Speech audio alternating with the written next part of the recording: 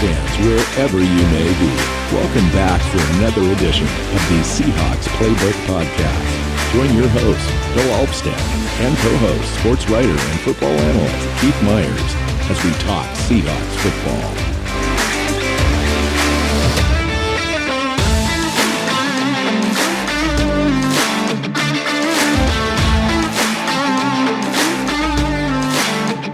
Hey, welcome back, Seahawks fans. This is Bill Alvstad and Keith Myers and the Seahawks Playbook Podcast. Welcome to the show. Got a fun show planned today. We're going to talk some DK Metcalf rumors out there, trade rumors, and what the team's going to do salary-wise, and are they going to offer him that next big contract that's coming up on the team. He's eligible for an extension, and we're going to go over some players the Seahawks are meeting with prior to the draft, whether they've met them at the Senior Bowl or at the Combine, or have got visits scheduled in the next month or so. Welcome in, Keith. How you doing, man? Doing good. These DK Metcalf rumors, like I get it from a lot of different angles, but I also don't. Yeah. I mean, here's a guy that's 25. He's entering his prime. He's 24, but he'll be 25 this year. He was 25 for this coming year. Yeah. So he'll be 25 during the season. So, but he is. Yeah, I mean, he's not even in his prime. He's entering his prime. And to trade away a guy like that, who is going to be a perennial Pro Bowler, it's like, okay, I get getting resources for a guy, but they could give a guy give him a contract, wait 3 years, and still get a haul of draft picks for him and get to keep him for a while because he's good and he's that young. Yeah, I mean, all right, so let's just start this thing. So here's the layout for the DK Metcalf thing. He's still on his rookie deal. You know, he's making like a couple, $2 million, or he has escalators or whatever that may have kicked in. He might be up to like 2.5 or something like that. I can't remember. I didn't look at the deal. So, and then we've got team control. So we've got the team control for this season, next season if we extend him, or franchise tag him.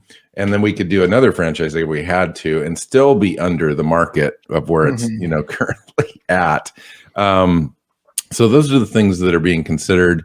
Also, who's going to get DK Metcalf the ball? Can the team kind of approach this thing as this is just kind of a premium position and a premium player without a premium quarterback to get him the ball? Those are some of the things that you got to think about as well. However, on the other side of the coin, you've got to pay certain players at premium spots and build your team around those things. And it seems like DK Metcalf would be a solid choice to kind of do that into the future. Again, he's 24 this year, be 25 in December, and he's still on his rookie deal. But Yep. The market is crazy, Keith. The market is crazy. Yeah. So here's the other context for all of this is that the Raiders gave up a first and a second round pick for Davante Adams. The Dolphins gave up and $22 million a year. Well, yeah, but I was going to get to that part. Okay. But just within the trade market and what the Seahawks could get in return. The Dolphins gave up a first, a second, a fourth, and then a fourth and a sixth in another year. So, it's five picks. That's crazy town. Kind of two good picks in there. So it's still, I mean, that's a ton of draft capital. If the Seahawks could get a first and a second, just like for Davante Adams brought them, it would be hard to pass up. I mean, that's a lot of draft capital. The other half of it is that Davante Adams signed a contract at $22 million a year. Tyreek Hill signed a contract, I believe, at $24 million a year. 25 APY. Yeah. Is it 25 total? Mm-hmm. Mike Williams, at $20 million a year. Chris Godwin at $12 million per year. Christian Kirk signed that crazy contract at $21 million APY. Those are the numbers though that are being tossed around. Jake Heaps speculates that he's going to be at a minimum of $25 million. Yeah, I saw that. And I'm thinking, if they do this deal, they don't do it this year and they do it next year, they franchise him. and then either trade him or sign him to long-term. It could even be $27 million by the time that they would do this deal this time next year. And here's the deal, though, Keith. So there's two sides of this thing that I think the Seahawks could go down. You've got team control. He's on his rookie deal. You can franchise him, okay? And you could still get the compensation next year after this one season with a new quarterback. See how it goes, blah, blah, blah, blah.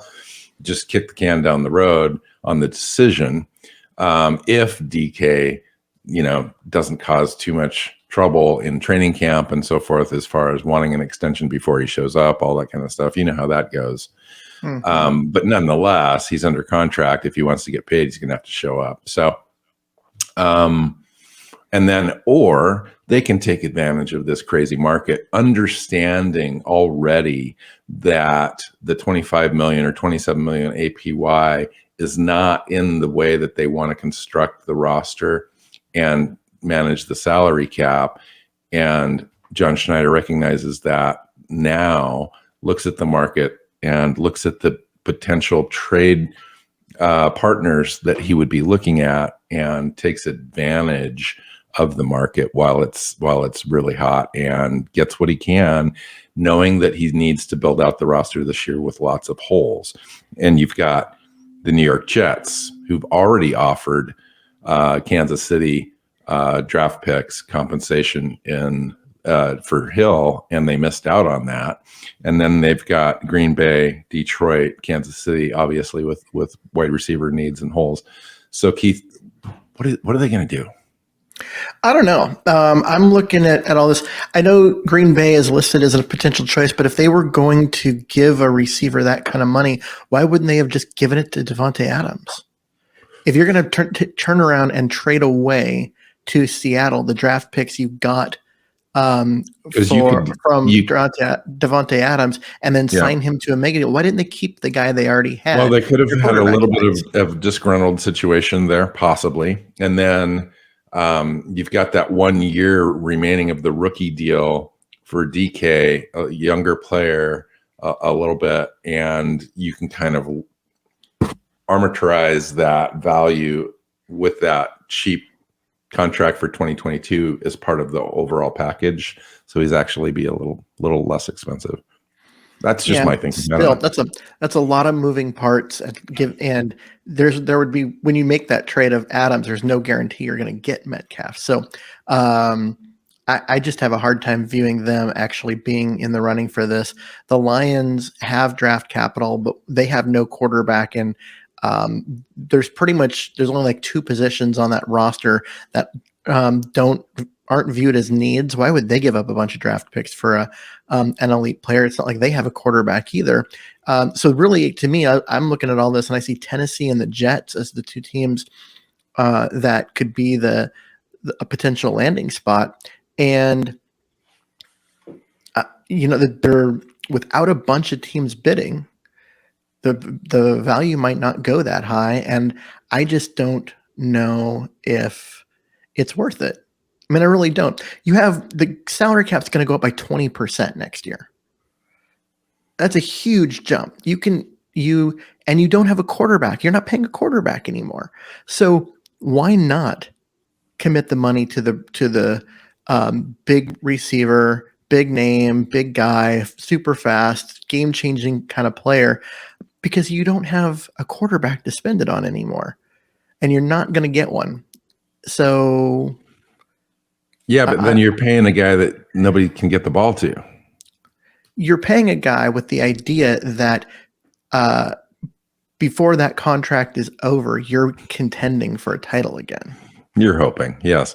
I mean, that is the theory. And he's young enough that he will be. This isn't like, he's not 29 or whatever. He's going to be growing in the same timeline as whoever we bring in. Yeah.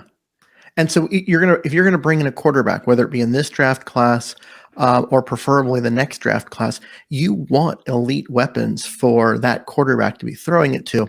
It makes his job easier. It makes his development faster when he's got outlets that will help, account for any mistakes.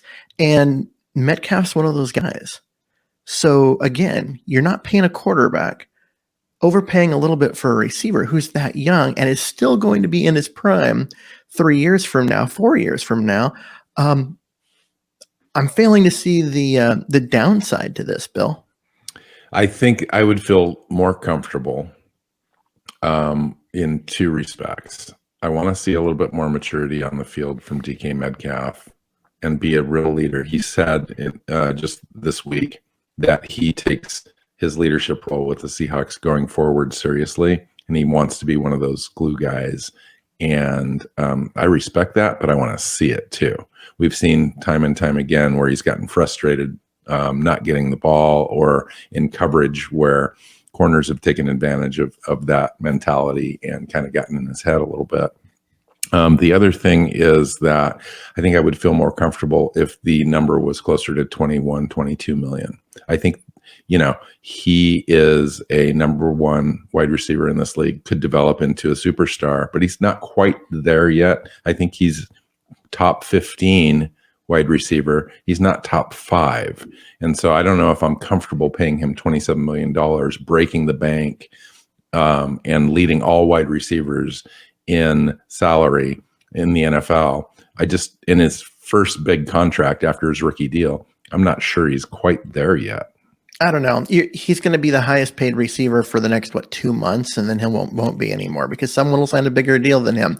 It's not. I mean, that doesn't matter much. And again, you've got this rookie year that you can use to get the team through to next year when the salary cap jumps. That extra $4 million to go from 21 to 25, when the salary cap kind of becomes monopoly money a year from now or 2 years from now, as these new media and money and gambling monies kick in, that it really just doesn't. It really just doesn't matter that much. I mean, the salary cap's going to jump so high so quickly that an extra couple $1 million to keep a great player is worth it. Yeah, when we're, one way or another, DK Metcalf's going to get paid, whether it's Seahawks or somebody else. I think the more important thing, we've talked about this many times, especially in relationship to the Russell Wilson contracts, is the percentage of overall team cap that player gets. And quite frankly, you're absolutely correct. The cap going up, 10 to 20% in the next 2 years, it already pays for itself. As far as being all things being relative. I mean, he's going to end up getting, 10% of the team's salary cap, not 10%, probably 7%. And that's significant, but we don't have Bobby Wagner. We're not paying Bobby Wagner anymore. It basically kind of takes the place of Bobby Wagner's contract, if you really kind of think about it. Yep. Offense and defense wise, eventually we're going to pay a quarterback, but that's now probably out 4 or 5 years. That we've got a window here where we can take advantage of that. I think it does make sense. Who else are we going to give that money to? There's nobody else on the roster currently that we would pay superstar money to. Lockett's already tied up for another 3 years. It makes a lot of sense to be able to throw that money to DK Metcalf. Again, it is important though when you're building out an entire roster where you've got holes all over the place, as we've talked about in the last few weeks with the Seahawks. You just want to make sure that you're still able to kind of build those things out. I know that you say it's monopoly money, but at some point those hens do come into roost, and you've still got to manage that cap. Yeah, but what I'm just saying is managing the cap becomes different when the cap goes up from 180 million a year ago to over 200 now, to 240 next year, to 285 the following year. It is crazy. It's crazy money. Yeah. So, managing the cap in that environment becomes it's not really a thing, because the market has to reestablish what different positions are worth once we get correct. to 285 million. It's hard to wrap your brain around it. Is the real issue? It's our issue as opposed to the team's issue, because that's the reality of what players that are making 10 now are going to make 20 in 3 years. Yeah, and it's going to be the equivalent. Is right? you if you get let's say you give Metcalf 4 years, $100 million extension beyond his rookie deal, so that way you have him for this year and 4 more, right?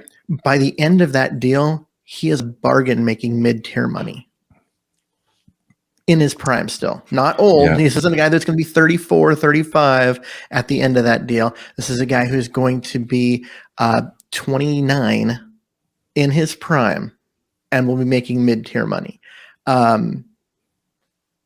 The money argument just doesn't hold a lot of weight with me right now because of what's going on with the salary cap. And you're right. And it hardly ever holds really any weight. It's not our money. It's the team's money. It's like they're going to do what they're going to do. But okay, so let's hold all that. We've established, I think we're both in favor of keeping DK Metcalf on the team. I think that just makes the most sense. Let's just say it doesn't make the most sense to John Schneider. Okay. What do you think that they could go get, and what would that then do to the salary cap going forward? Also, what kind of return could the Seahawks expect, and what would that do to the 2022-2023 drafts? As we're looking for that franchise quarterback, we're looking for all the pieces to surround the team with. So I'd start with the Jets' offer to the Chiefs, which was, if I remember right, a 35, 38, and 69. Is that what it was? I thought it was okay. I thought it was a back end of round 1, a round 2, and a round 3. It may have been back end of round 1, but I've got it written down as 35, 38, 69. See, that's what I would start at, and then I would make them include at least a second rounder in the following year. Yeah, interesting. Because then you're talking about 4 players in the top 69 of the draft, 3 this year, 1 the following year. That is a lot of young, athletic, ready to go talent. And you use at least one of those picks on a wide receiver to replace Metcalf. Yes. Because the other picks, go ahead. I'll say that's where you start. Anything else, it's just you're giving away a piece and you're not getting enough in return. So the Jets have the 4th overall pick in the first round, and the 10th overall pick in the first round. There has been talk about the Jets giving up 10 and a second for DK Metcalf. What do you think about that compensation? I wouldn't mind that. A second. I mean, that would certainly make John Schneider listen. I'm just talking. So we've talked about the scenario where DK Metcalf stays on the team because it doesn't make any sense to get rid of him, and you build around him and you give him the money because the money doesn't mean anything. What compensation package will it take to start making sense for John Schneider to pick up the phone and take the deal? Well, see, that's what I was just saying. The 4-pick compensation where everything is, in the 30s, between 30 and 70, makes sense to me. Now you're going to give out 10 overall. I mean, that's. I think DK Metcalf is worth 10 overall. Sure, and I'm not going to say he's not. I'm just saying if they're willing to give up 10 overall, I'm going to listen to that because you throw in a mid-second rounder to top it off. Yeah, I mean, if you can go in and you make that trade, and in return you get Garrett Wilson from Ohio State, or Drake London from USC. Yeah, I was going to say Drake London. Yeah. You can trade back, gain a couple extra picks, and still get Drake London. I mean, there's a lot of talent that you can acquire in terms of wide receiver talent in this draft, and getting the 10th overall pick would allow you to do that, and you'd get the other pick. And even if you didn't go wide receiver at 10, Keith, the wide receiver classes we've talked about is pretty deep through 3 rounds. So you could go up and get guys of real importance currently right now as you're constructing, which would be defensive or offensive line, or Sauce Gardner maybe at cornerback. There's numerous guys you could draft, Devontae Wyatt, etc. So I would begin. I don't think the 4 is realistic, but I think if the Jets came in with number 10 and number 38 in the 2022 draft for DK Metcalf, I think John Schneider may take that deal because he doesn't have to worry then about the distraction. He doesn't have to worry about, all sorts of things. And he really he's not really equipped this year to take advantage of DK Metcalf's skill set on this offense. Maybe he is. Maybe I'm being too hard on Drew Lock or whatever other quarterback we end up having. And DK Metcalf might be used in a different way in crossing routes and so forth, and might be still productive without doing all the over the top stuff. He just kind of turned into a different type of wide receiver this year. That might be interesting, but man, that would give me pause. That's a lot of compensation. The other team that I thought would be interesting would possibly be the Kansas City Chiefs. I know they gave up Hill, and I'm not sure what the motivation was there, but they still have Patrick Mahomes there. They're still in a competitive win now situation, and a guy like DK Metcalf would certainly would help their team. Well, so the motivation was a situation where Hill contacted them after the Devontae Adams deal and said, I'm here's where I'm at contract wise. I need this. I may hold out until I get it. And they said, okay, we're not dealing with that. And they sent him on his way. And the compensation that Kansas City has potentially is a 29 and 30 in the first round, both 29 and 30. And then 50, 62, 94. I mean, they're pretty now loaded with capital. They've got the capital to do a deal. Yeah, you're not getting 29 and 30. You're getting one of those two. And probably a future, because that is essentially a second round pick. Yeah. And so you could, but you have a 5th-year option. You could.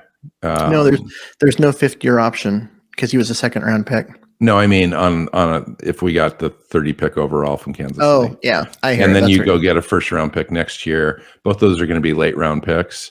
That would be similar of equivalency to me to the Jets doing 10 and what was it, 38 we talked about. So anyway, Kansas City could be. You mentioned the Titans. What about the Titans, Keith? Let me look up what they've got available.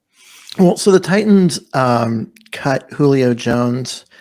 Mainly, it was a matter of he was hurt most of the year and maybe isn't the same Julio Jones that he was earlier in his career, even when he was healthy. And they're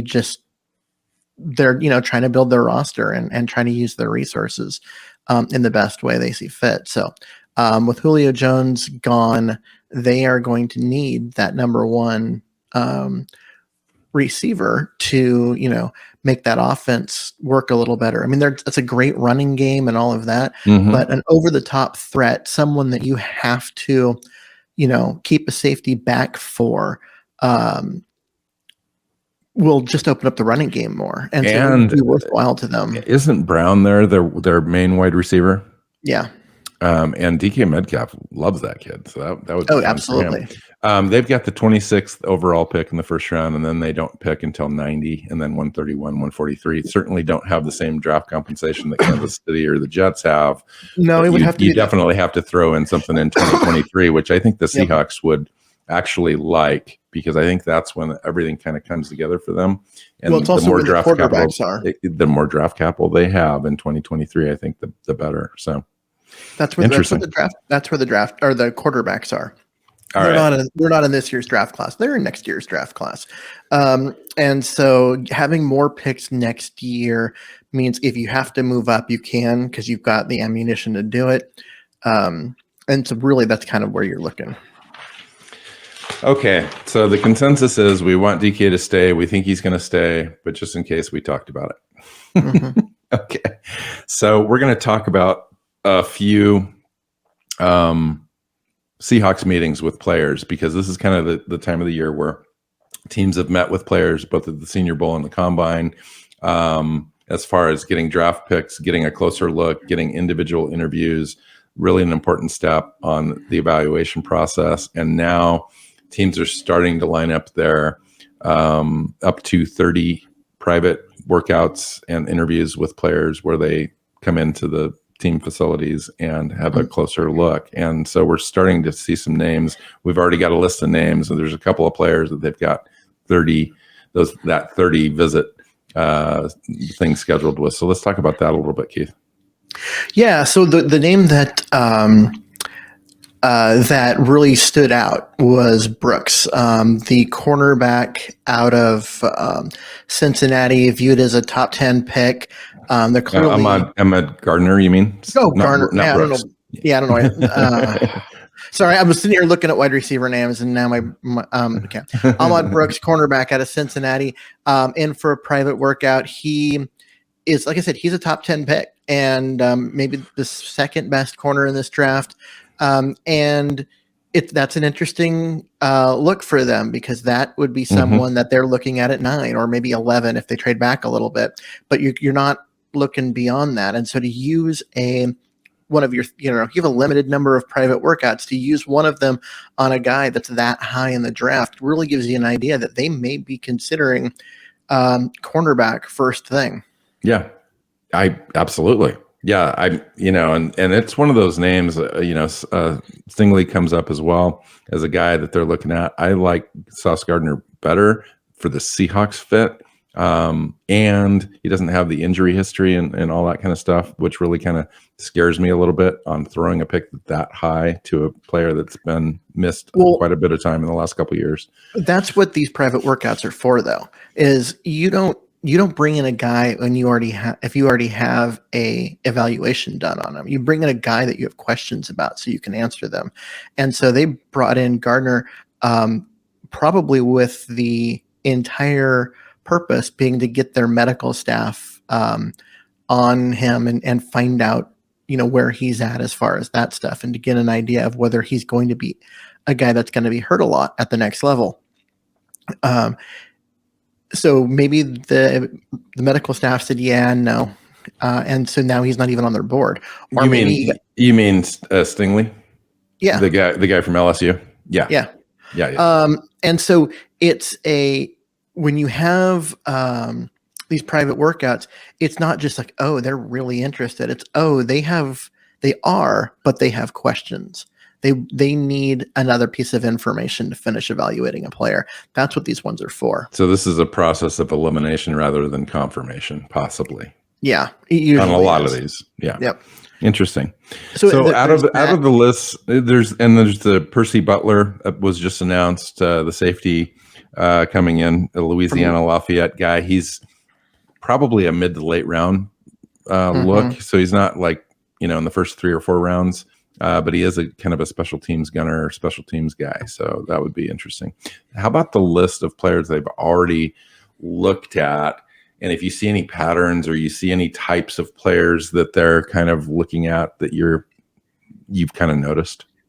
Well, I'll tell you, the one pattern that I notice is running back.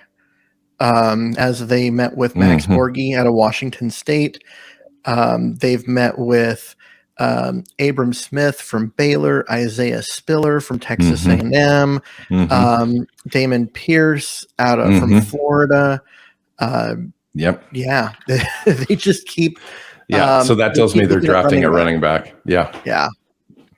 They're definitely looking at that. I mean, and that's something that you and I have known. Like once they get an idea of where they are as far as injuries and stuff, the guys returning, they're going to have to make a call, and somebody's not returning, and you and I both know who that's going to be. And it just comes down to when do they make that move? And my guess is that they're waiting for him to pass a physical so they can release him without the injury designation and not have to pay him going forward, because he'll be healthy enough to play for someone else. That'll happen, or he won't pass a physical, won't be allowed to play, and will probably retire. And that brings in a different set of stakes as far as the salary cap and that kind of stuff for the team. So my guess is we're going down that road, and they're just looking at who can be available. Yeah. And even if he were to come on the roster and stay, there's still room for a fifth running back on the roster that you could draft and bring along. So the other one I noticed is a couple of semi-high profile offensive tackles in Abram Lucas out of Washington State. They met at the Combine, and then Rasheed Walker out of Penn State also meeting at the Combine. Both are kind of, at least we view them as left tackle prospects. I know that Abram Lucas has kind of played on the right side in college, but he's got the profile of a left tackle at the NFL level. So that's interesting to me. Yeah, and those are both high mid-round day 2 picks. We'll call it that. So not first round picks, but still good players that have some development time and then could easily be a left tackle in the future. So the other one that really kind of stood out when I was looking at it was here's a name I can't pronounce. It's Arnold Ebiketie. Ebiketie. Is it Ebiketie? Ebiketie, yeah. Ebiketie. He's a 3-4 outside linebacker from Penn State. This is a guy who gets upfield, gets around corners. He's a pass rush linebacker, which is what you want. What you need your outside linebackers to be able to do. And so that was you're looking at that. That's a late round 1 kind of name. And for him to be there on that list, it was very interesting. It's just one of those data points that says, they're definitely converting to a 3-4. And if a guy like that would have dropped to the 40, he's definitely on their board. Oh, and if he drops to 40, that's a pick. You just take you think? Yeah, you think? I just think and then that's a no-brainer. I understand. I just read this just before we pushed record that Pete Carroll himself had a personal interview with defensive end Drake Jackson from USC at the Combine.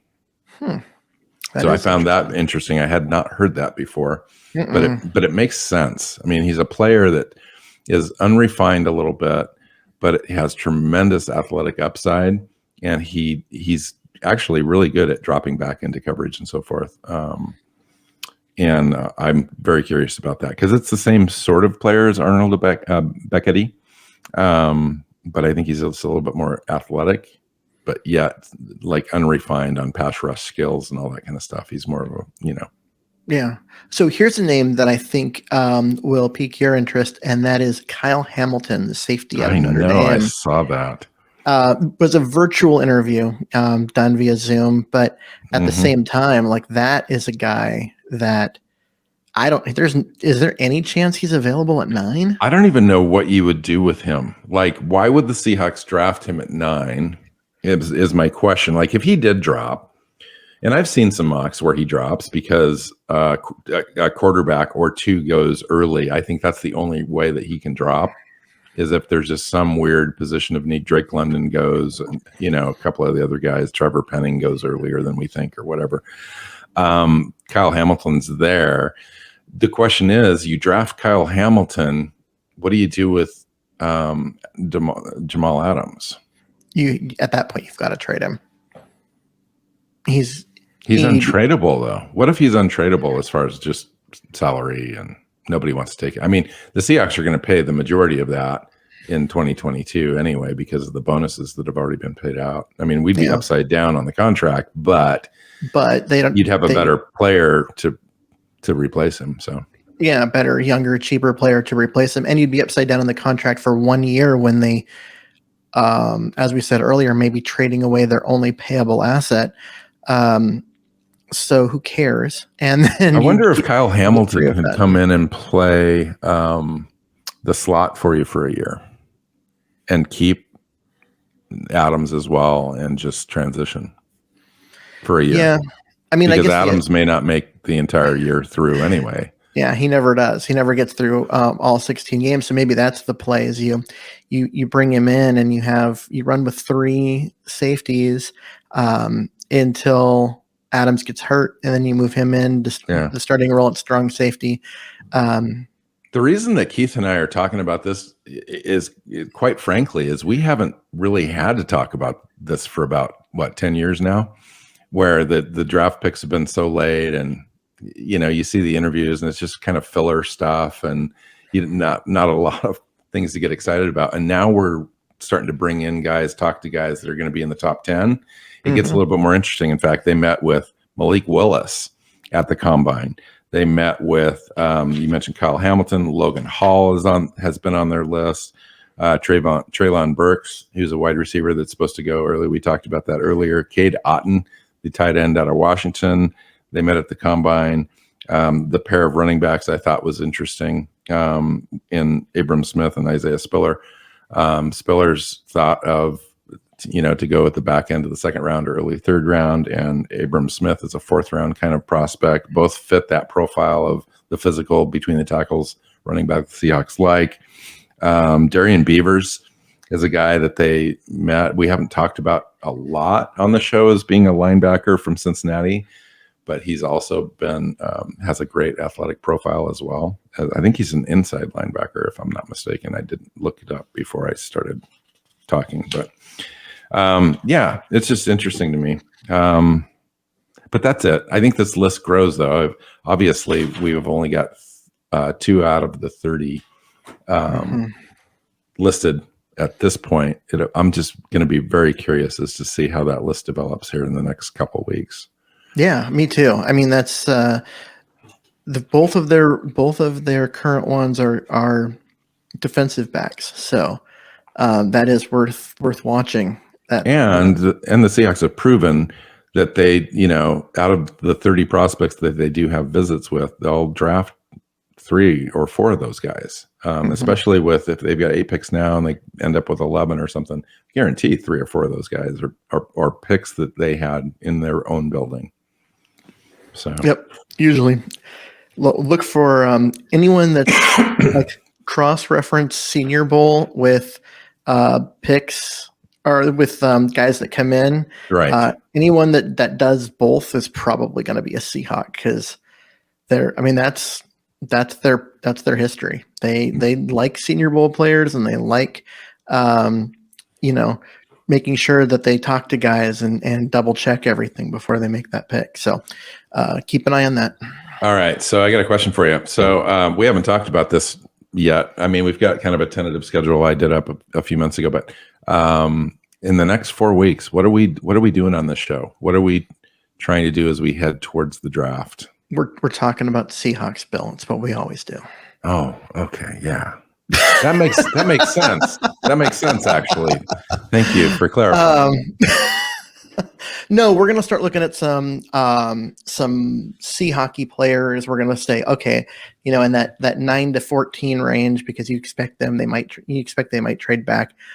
Who are some names to keep an eye on at the in the 40s? Who are some names to keep? I think that's a good idea, because we did kind of blow by that a little bit in past. I mean, we've done a couple of mock drafts where we've mentioned now players in the top 10, but we're not really focused an entire show on like 5 or 6 draft profiles of players that the Seahawks would definitely consider. That would be a great show. So I think basically for the next 4 weeks, all we're going to be doing is talking about players in the draft, really. Unless something crazy happens where, a DK Metcalf trade or contract or anything like that. Like that's the... Can you imagine going into this draft with 2 first-round picks, 3 second-round picks, a third, and have like 6 or 7 top 100 picks in this draft? Which is weird, because they came into this offseason with like 2. Yeah.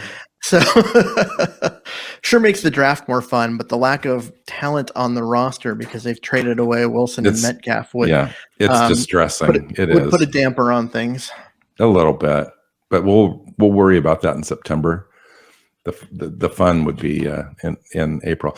By the way, listeners, just so you know too, Keith is actually going to be visiting me during the draft and staying for some days, and we'll do some live shows together. So yeah, we're gonna do some live in-person shows. Yeah, we're gonna do some in-person shows. We might do a live show on one of the draft nights, just because we can, and just have some fun with it. Might as well. Perfect. Take advantage. Absolutely. The weather better be nice when I come down there. It's a little cloudy today. We're getting it out of the way for you, though. All right. Sounds good to me. All right. So let's get out of here. Find Keith on Twitter at Myers NFL. I'm at NWC Hawk. You can find the show on our website. You can find the show on your favorite podcast platform and YouTube. Please subscribe. So until next time, go Hawks. Go Hawks. Seahawks Playbook Podcast listeners, thanks for joining us for another edition of the show. You can find us on Twitter. Bill is at NWCHawk, Keith is at Myers NFL, and the show is at Hawks Playbook. You can listen and subscribe to the show at SeahawksPlaybook.com.